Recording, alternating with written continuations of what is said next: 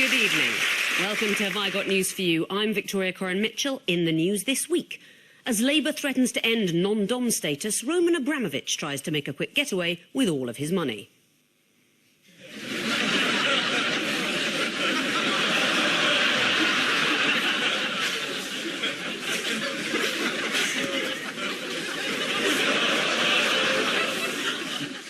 After an all-night campaign meeting in the Dog and Duck, Nigel Farage wakes up and tells his PA to cancel all of his meetings.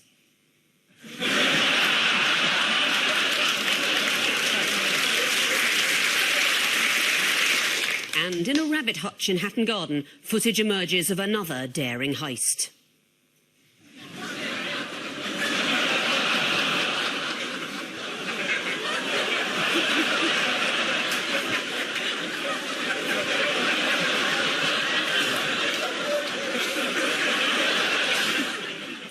On Ian's team tonight is a comedian who says many panel shows are unnecessarily competitive. Wrong answer, so you lose a point for that. What a dreadful start. Please welcome Alun Cochrane.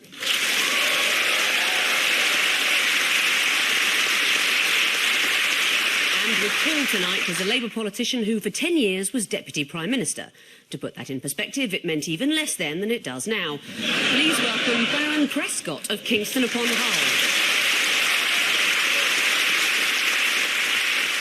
We start with the big story of the week. Paul and John, take a look at this.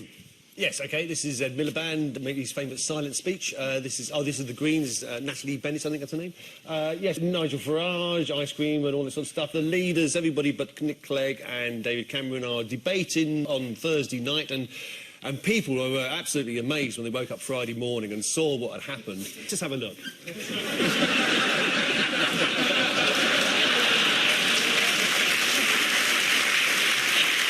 Did you watch the debate last night? Yes, I did. It was great. It was no. You caught me out mid-lie, mid-question. No, I didn't see it, no. Was it good? So am I the only one who could bear to watch? Yes. Well, it was great. What was your favourite bit, Ian? The bit at the beginning when you realised Cameron hadn't turned up. That was very good. And then Clegg hadn't come either. Yeah. So it meant that everyone attacked Ed Miliband. He'd managed to get a platform where all the other people could say, you're useless. And he couldn't say it's the Tories' fault because they weren't there. So it was a slightly unbalanced debate. But what do you think about David Dimbleby's frank confession at the end? I mean, did you guess? Ill-advised. Ill-advised, yeah. I agree, Even though we didn't see all of the debate, let's have a look at the highlights. There just seems to be a total lack of comprehension on this panel, and indeed amongst this audience, which is a remarkable audience, even by the left-wing standards of the BBC. I mean, this lot's pretty left-wing. Hang on a second. Very interesting. Hang on a second. When you talk Nigel, about let me housing, just say one thing. Yeah. This is an audience that has been carefully chosen, not by the BBC, Yes. by an independent polling organisation to represent the balance between all parties. Never a great idea. Very good. Very good. Very good. It's a very good tactic. Attack your audience. Was it a wise move to pick a fight with David Dimbleby? And the BBC and the BBC audience. He's been a bit rattled, isn't he? 12 months ago, he was seen as this sort of man that was going to remake English politics and all this sort of stuff, and now he's just some bloke moaning that everybody's against him. Who would you rather have a fight with, John? David Dimbleby or Jeremy Paxman? Glass jaw, Dimbleby. No, I think that He'd go straight down. Paxman, he'd be like a bulldog. You'd have to shoot him in the end. He'd keep coming. And another thing, Prime Minister. I prefer Jeremy Clarkson's. Is he coming on here? Yeah. Not anymore, no. Not this series. I'll miss him if Ian goes. Is this... I'm being replaced by Clarkson. I think one way to ruin this show and Top Gear is to have Ian and Jeremy Clarkson swap places. So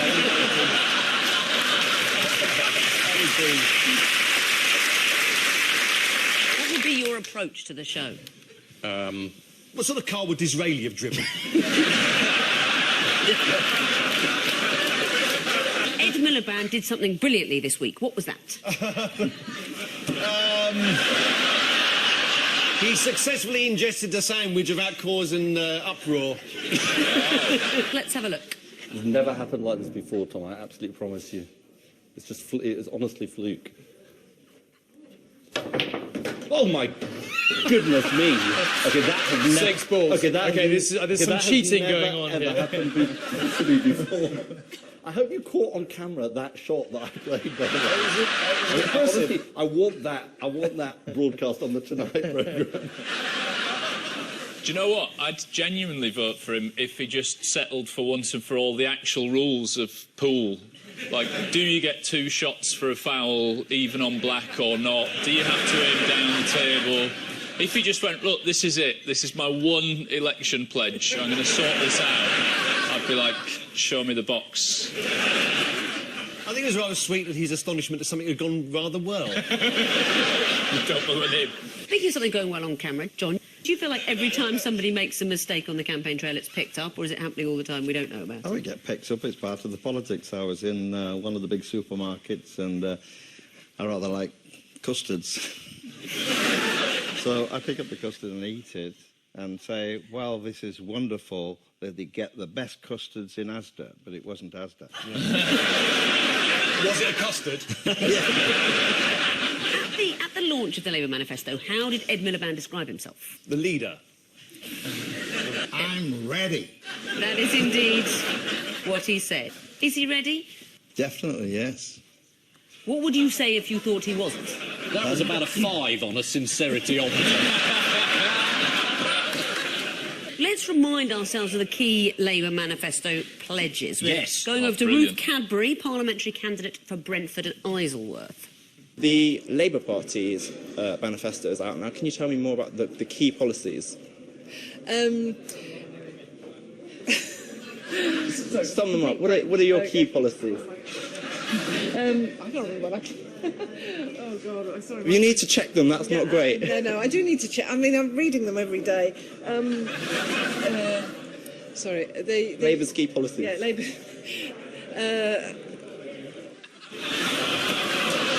To be fair, when you're asked about the manifesto, it only came out about 24 hours ago, isn't it? It's a bit much to push these people to say, do you remember everything? John, perhaps you could talk us through the key Labour promises. I'll stop you when we've got enough. I've got the pledge cards. We delivered on this one in 1997 on every phase. Come and have a look, and we'll deliver on this. Everybody's got I pledge must do cards. that.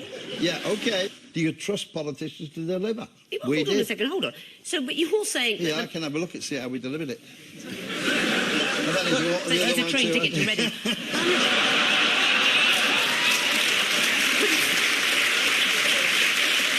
Look at the top pledge on the top. We will invade Iraq against the wishes of the people of Britain.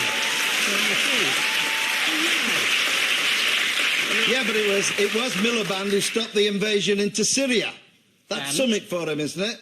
I haven't heard you say much about that. No, because I'm more interested in the previous one, which Well, you they were were involved in. And we made it clear that's so. We made a mistake. There's no doubt about that. But give Miliband the credit for stopping us doing the same thing with Syria. Okay, because Cameron was about to get into do it with the Americans. Yeah, no, I have no problem with that. And Obama You just took don't work the hit. about it or talk about it. Anyway, that's the difference between us. Yeah. Should we start again? But you say I don't think so. that the manifesto will only just come out, so the candidate can't be expected to know what's in it. Is the manifesto meant to be a massive surprise to Labour candidates? No, but when you get... Well, in our party, you have to get it through the national executive, and we have a policy making for the manifesto. You don't know necessarily what's coming through. I think some great things have come through, particularly when we're dealing with the Leveson report and what are we going to do about making the press more accountable. Yes, that's quite important. You're going to legislate, aren't you? What we said about that, we will carry out what Leveson said. We wait to see the press. Leveson said nothing about a royal charter. He didn't mention it. I would have thought you as a journalist might find that's an important point. No, as a journalist it's an unimportant point. Oh, blimey, you blimey. In private eye, you're sued every day, for God's sake, for what you say about people. No, we're not. And certainly not about you. I know you've got problems with the press and your private life, John. I think think the last time you raised it, you got the same. Why don't you be more specific and say it? Usually straightforward in private eye. What's your complaint? OK, you're very, very unhappy about the press's intrusion into your private life, because they revealed you were never having an affair complained with about Tracy it at Temple. all. And it was very embarrassing for you. No, it wasn't. God, it wasn't embarrassing. No, I made a mistake. I owned up to it publicly, and I was waiting for this one You to come didn't own from up to it publicly. You were revealed as doing it. Hey, I did it at the Labour you two find a conference. room. Didn't you watch You two that? find a room, and whoever comes out alive is the winner.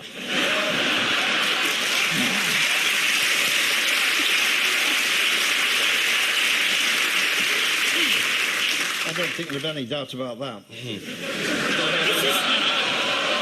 was a death stare. He gave me a death stare. It depends his order in the room service, I suppose, doesn't it, John? This is like a terrible family Christmas.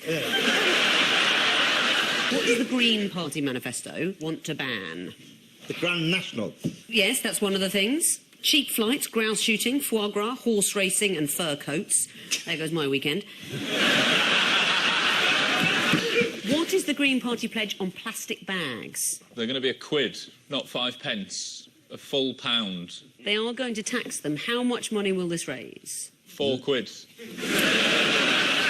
From a few initial trailblazers, and then people will just use the really thick carrier bag that they keep other carrier bags in at home. That's what's going to happen. According to the Green Party, their tax on plastic bags will raise perhaps £1 billion. I like the word perhaps. It's a good idea anyway, isn't it? Hold that thought, because it's time for a quick-fire round of the election bonus buzzer questions. What did Alex Salmond do next? Fingers on buzzers. Here's Alex Salmond on the campaign trail in his constituency having a chat over the garden wall. But what did he do next? Ian and Alan. Did he keep his head and shoulders there, but just using his stomach muscles, bring his feet up at this side? Here's the thing, you're closer than you think.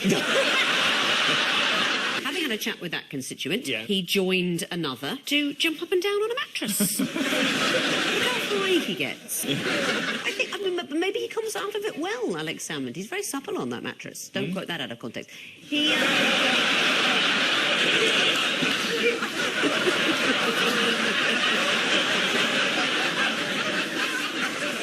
OK, so... We haven't talked enough about UKIP. What about their manifesto? What is different about the UKIP manifesto compared to the last election, according to Nigel Farage? He said it was drivel, the first one, and this one, he said, was a new gold standard for manifestos. And this one, he said, is their serious manifesto. All the manifestos are full of other people's policies. You just look at what's popular and you say, we're going to do that. Well, they don't have to do it, do they? That's the joy of it. They just have to say it until we all vote for them, and then they go... Yeah, we can't do that. What part have sausage rolls played in the campaign? Yes, UKIP man got into trouble for giving people sausage rolls because it could be you could be sort of, you know, making people vote your way. Bit of sausage wrapped in pastry, oh yeah, I'll vote for you. That's it. There's a very ancient law against bribing the electorate. Yeah. People used to do it all the time in the old days. Kim Rose, this was, standing in Southampton Itchen, offered free sausage rolls at a UKIP party event, which is against the rules, although police have decided not to investigate further. John, have you ever been corruptly influenced by a sausage roll?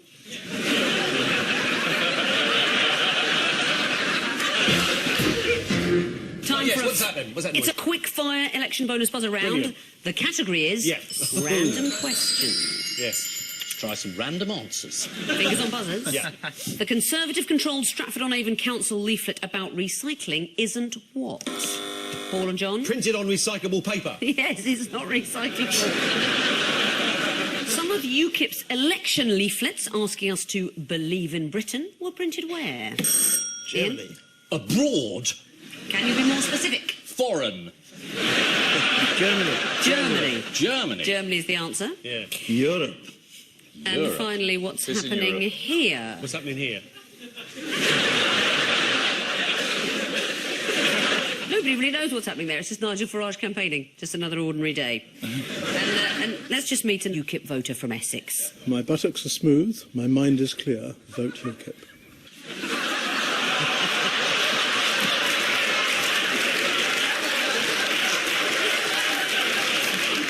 Yes, it's the start of that weird 3-week period where everyone pretends the manifestos actually matter. The Independent reported that a Polish prince living in London and unhappy with UKIP's anti-immigrant stance challenged Nigel Farage to a duel.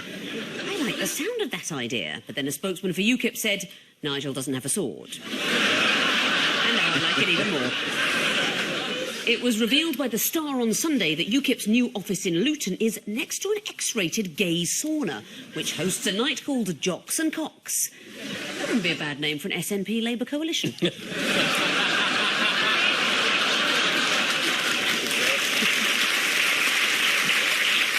Ian and Alan, take a look at this. Always got off the bus. That's a manifesto.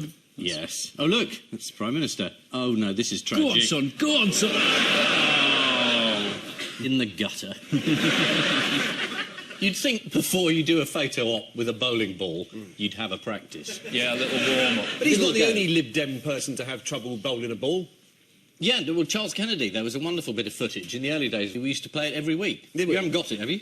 Let's have a look.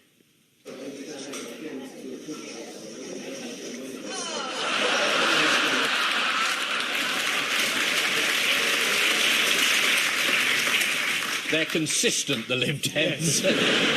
Anyway, that was Charles Kennedy. So, no, this is the government, in the shape of Cameron and Clegg, putting their stake on the country. Yeah, it's been a big manifesto week, hasn't it? And I, for one, have been gripped. You only get a manifesto once every 5 years, so it's worth a look. Yeah. I expect, John, you've read these, haven't you? No.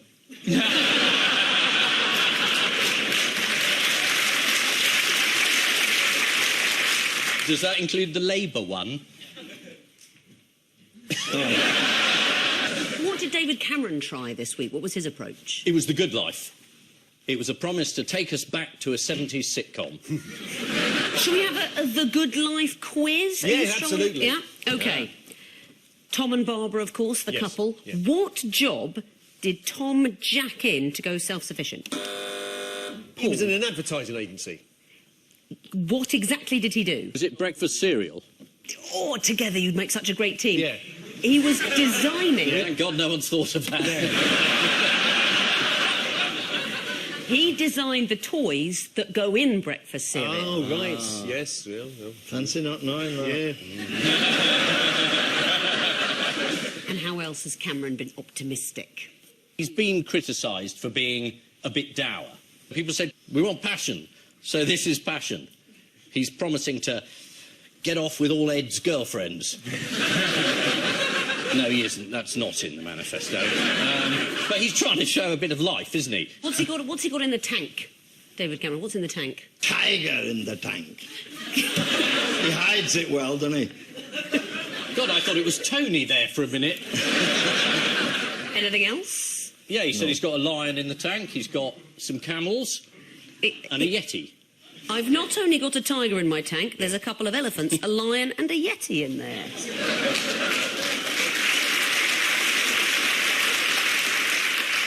Why has he changed tack? Why has he gone positive? Because he's a political cross-dresser. That's the phrase they've used a lot this week, which is creepy. I'm glad they didn't do that when you were around, John.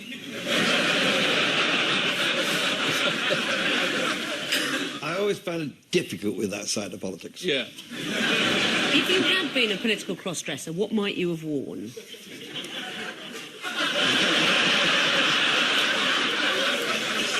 Don't say you haven't thought about it. I haven't, no. I wear boxer shorts if you're interested. I wasn't, but I definitely am now. How did David Cameron conclude his speech? Did he do a cartwheel? Did he do that thing where he grabs one foot and hops right through it? Did he do that? If he did that, he'd have my vote. He said, give me 5 more years to finish off saving the country. We perhaps should have saved that for the missing words round. How did The Sun depict the new optimistic David Cameron? They depicted him like this.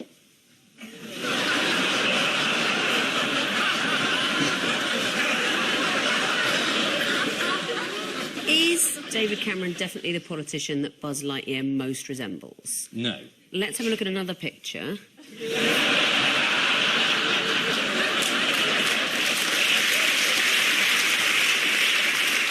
Who's that? He's a ridiculous toy.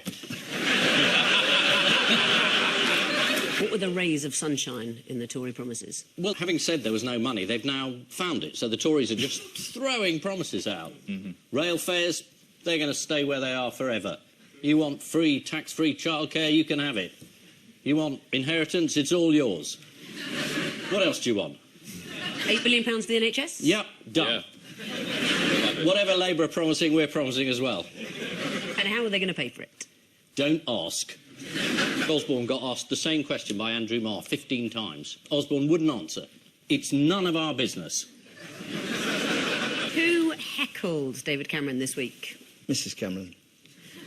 That may have happened privately. Publicly, he was heckled by a man with a ukulele. Back to Eton with all your Eton chums. Back to Eton.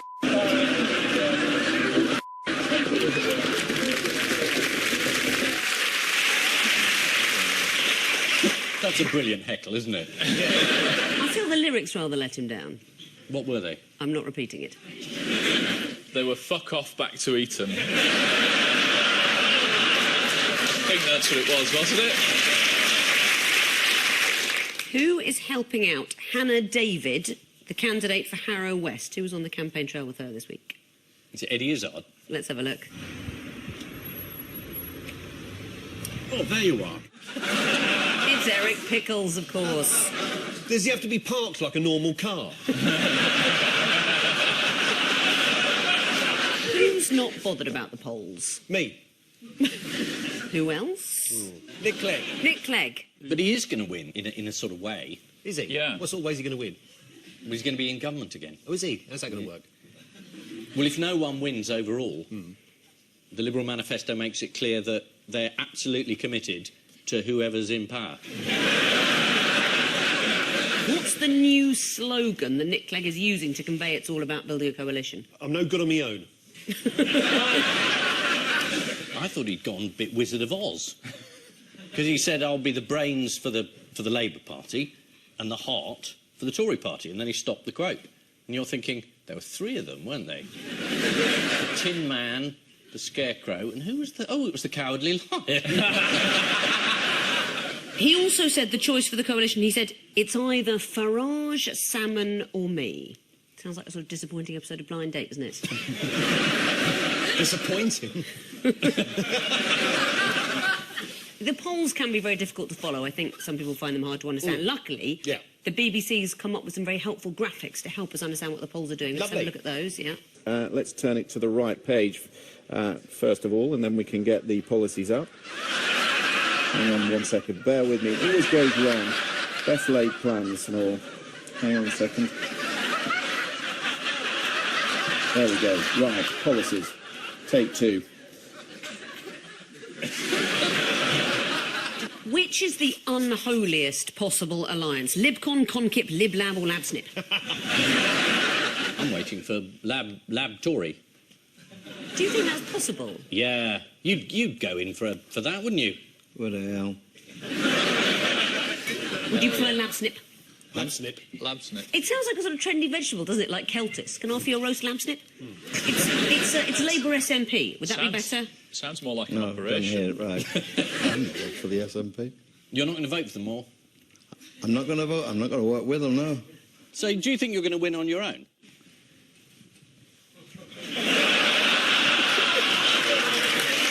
I'll do my bit. I've got an even more important question. Yes. You know when politicians go to visit sites and they have a hard hat and a high-vis jacket? Do they all have their own at home that they'd take with them? No, they get presented with them. They always look stupid in them. Do you have a hard hat and a high-vis jacket? I've To never team with knew. the boxer shorts? Interesting thought, but no. Bad news, I'm afraid. It's a final quick-fire election bonus question. I'm going to give you a manifesto quote. What I want to know is, Brilliant. what are they on about? Right, OK. What are they on about? Diddly-dee, diddly-dee, diddly-dee. We will create more catapult centres. That's got to be Farage. Is that a UKIP thing? They're going to be in Dover.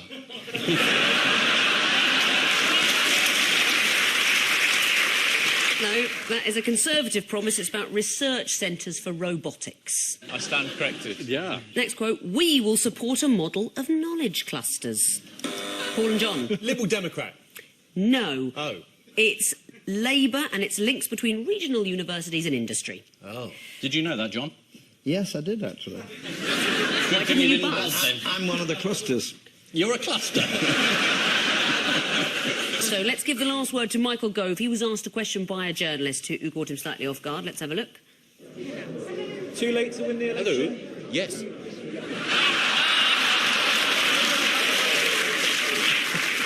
David Cameron conveyed his enthusiasm this week by telling a journalist, I've not only got a tiger in my tank, there's a couple of elephants, a lion and a yeti in there. I wonder where he got the yeti from. One of the Conservatives' promises was that workers on the minimum wage will pay no tax at all, putting them in the same tax bracket as their employers at Amazon and Starbucks. So at the end of that round, 2 points each.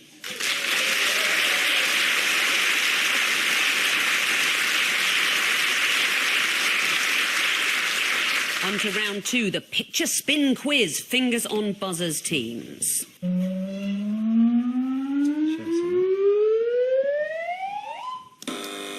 Paul and John. All the pieces on that chess seem to be the same colour, which kind of takes the fun out of the game. There was a guy that cheated in chess. He was taking part in a tournament and disappeared for a comfort break and then came back brilliant. And they went into the loo and found a computer hidden in there that admitted it was a fair cop. And have been thrown out of chess. Yes, that's absolutely right. Gaios Nigalitsa, his name is, and he went into the bathroom where, what did he have on his smartphone? A chess thing. A chess app. Chess app, that's it, chess app. Do you have a chess app on your smartphone? He had a chap on his ring, on his finger. On his...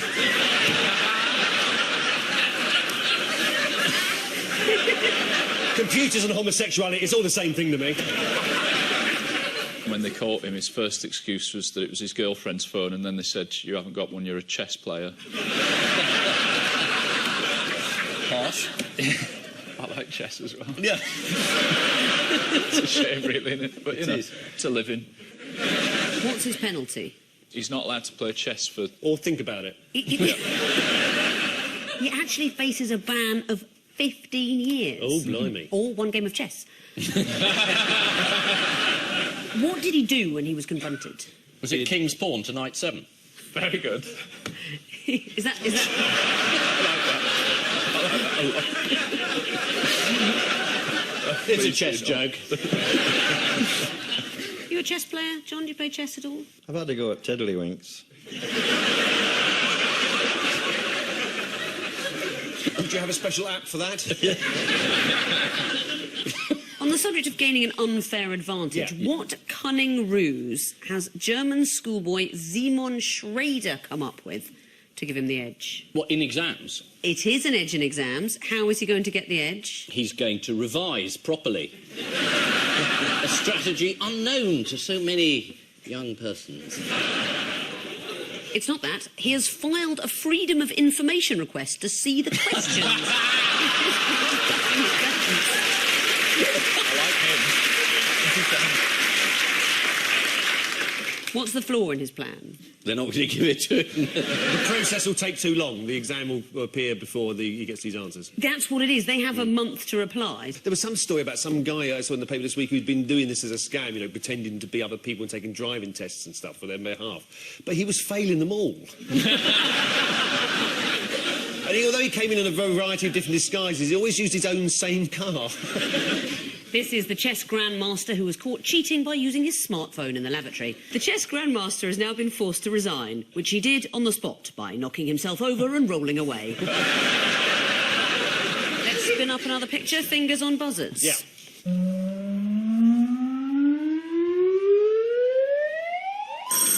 Whistling's back. No, it's dwindling. It's dwindling. Fewer people are whistling. Why? Because the message has spread that it's really annoying. It takes a bit of effort to learn. More people can speak now. The reason given in John Lucas's book, brilliant. A Brief History of Whistling. Apparently, the problem is that the disappearance of classic working-class whistling occupations such as errand lads and delivery boys on their bicycles. Everyone here good at whistling? No. That's it. No. And that was me, and I was doing that while drinking a glass of water. See that? Who is doing their bit to promote whistling in Britain? Popeye.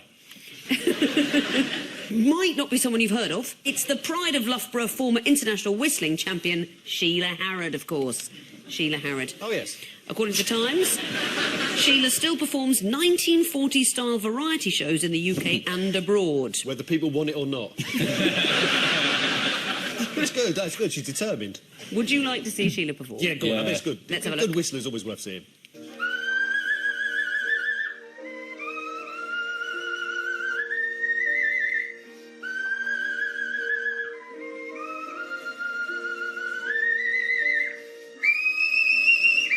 It'd be more impressive if she didn't have a nightingale stuck in her hand. Very good. You definitely need a second kitchen if she was in there. That's the sort of thing I imagine you going to see live, Ian, on a Saturday night out. Yeah, I've got tickets. This is the news that the art of whistling is disappearing in Britain. According to the Sunday Times, one milkman was given a formal warning by his employer after 5 residents on his round complained about his early morning whistling. To be fair, he was in bed next to them. Next picture, fingers on buzzers teams.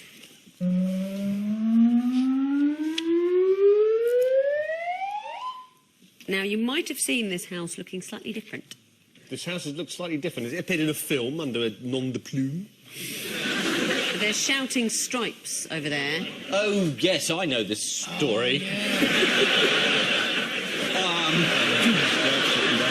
What do you think it is, Ian? Well, I did read this. There was a... She redecorated the house with stripes because her neighbours were complaining about the work she was doing, and she was so cross, this woman. She said, oh, well, if you don't like that, you won't like this. So they woke up and the whole house is done in stripes. That's it. The owner, Zipporah Lyle Mannering, was cross with her neighbours because they blocked a planning application. So she painted the front of her house. Shall we have a look at what she did? Jolly. How would you market that house if you're an estate agent? Perfect for toothpaste magnet. According to the Express, the redecoration was carried out in the dead of night by embarrassed Russian painters. They're very cheap. The more embarrassed they are, the cheaper they'll work. And one of the residents told the Mail that the house kind of glows in the evening. It's fluorescent. Yes. Is that the polonium?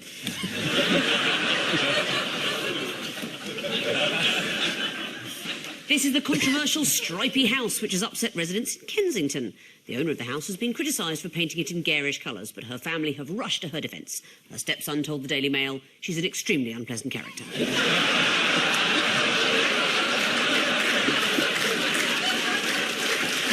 That means at the end of this round it is Paul and John with 3, Ian and Alan with 3.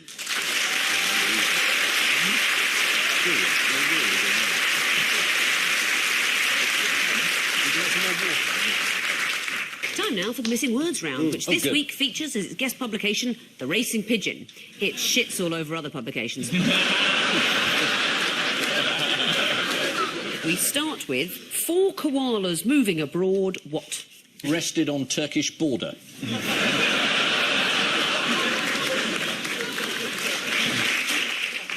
They've been radicalised, you've got to watch them. 4 koalas moving abroad, fly business class. Yes, 4 koalas were sent to Singapore from Australia. Here's one of the koalas on the flight. Why isn't he watching the film? He expected to open that tin himself. I mean, this photograph shuts up much more questions than it answers. Where's his other 3 friends? Yeah. Next, what, like a fine wine, mature with age? Pigeons. It's got to be. Prescott. Is it grapes? Grapes, Yes. like a fine wine. Mature with age. It's marathon pigeons. Marathon pigeons? Yes. A marathon for a pigeon can be up to 600 miles, or 500 miles as the crow flies. But then the crow does cheat. Next one. Scottish police ditch body armour because it makes them what? Look overweight. It is that. Yes. Look too bulky in photographs. This is in accordance with new guidelines issued to Scottish police by their federation. It's already led to embarrassment on one photo call in Dundee when the photographers asked police to remove their bulky body armour, only to be told they weren't wearing any. To be fair, it's not just in Scotland. In America, the police are also very self-conscious about how they look on camera, especially when they're shooting an unarmed man 8 times in the back. Next, woman who hates what offers to pay someone £50 to do them. Is it crosswords? Oh, close. Sudoku puzzles. No. Pigeon drop-ins. Who hates pigeon drop-ins offers to pay someone £50 to do them? Completing jigsaws. Oh, complete jigsaws. Yes. Why not just don't open the box? No, but she loves jigsaws. She just doesn't like completing them. This is a woman in East London who placed an advert offering to pay £50 for someone to complete her jigsaw. Here's the advert. No time wasters.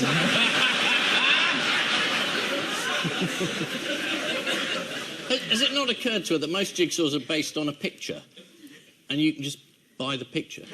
No, but she likes the picture with the little bits cut out. I'll draw them on for 50 quid. Yeah, it's an easy £50. On the downside, the £50 is torn into 1,000 pieces, which you have to stick back together. Otherwise, easy money. Next, the North East's racing pigeon raffle includes top prize of what? A cat. Money. No. Not money. Something pigeons want even more than money. Birdseed. Free corn is correct. This news is taken from regular racing pigeon feature Around the North East with Barry Pearce. The column has the headline, A Bit of Everything. That's everything in the sense of everything relating to pigeon racing in the North East that happened in the last week. Next, man from Hull, first person to what? Wear boxer shorts. The answer is to race pigeons over the Atlantic. It's the opposite. You went a bit too specific. It's send pigeon across the sea. Oh, yes. Yes, it's from the letters page of the Racing Pigeon. The amazing thing about this story is how they managed to persuade the pigeon to go back to Hull.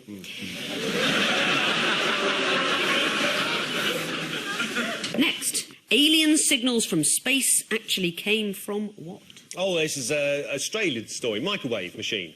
Scientists were thinking they were picking up alien signals from space, and actually it was somebody cooking a sausage roll.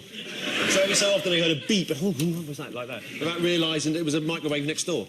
That's right, scientists microwave. When I say this stuff, you think I'm just making it up, don't you? So do I. Scientists in Australia this week finally discovered that signals they'd been tracing to help explain alien life had actually come from the microwave in their lab. They initially failed to make the connection as the signals were happening twice a day, or 14 times a day when Fat Baz was on telescope duty. Next, family with enormously wide what enters Guinness Book of Records? Heads. They're a family with huge... Yeah. It's a genetic thing. Yeah. Is it range of interests? You're closer with heads. Is it sofa? Why is that close to heads? Mouths. Close enough. Noses. Close enough. It's tongues. Tongues. Tongues. Wide Here they are. tongues? Let's have a look at the wide tongues. Yes, here they are sending off for their certificate. The dad of the family, Byron Schlenker, told Metro he'd been inundated with requests for autographs. He said, I even had one lady who asked me to lick her Guinness book. I really hope that isn't the euphemism. And finally, MI5 allows Blue Peter badge holders to what? Is it to live? Yes. Waterboard suspects.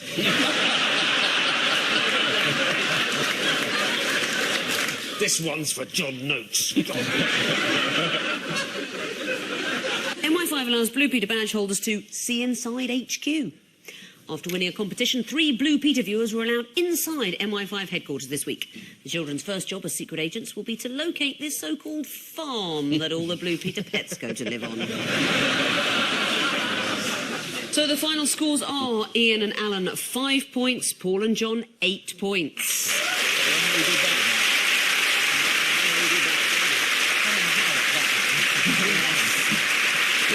Congratulations, Paul and John. Before we go, there's just time for the caption competition.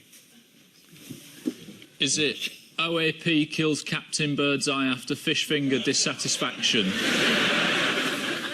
Is this the Scandi Noir version of Last of the Summer Wine? Mature baby falls out of pram.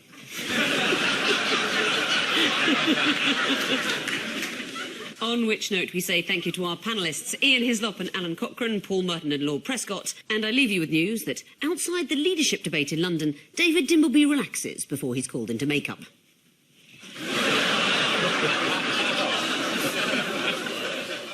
On a building site in Dundee, Labour leader Jim Murphy spots Alex Salmond in the street below.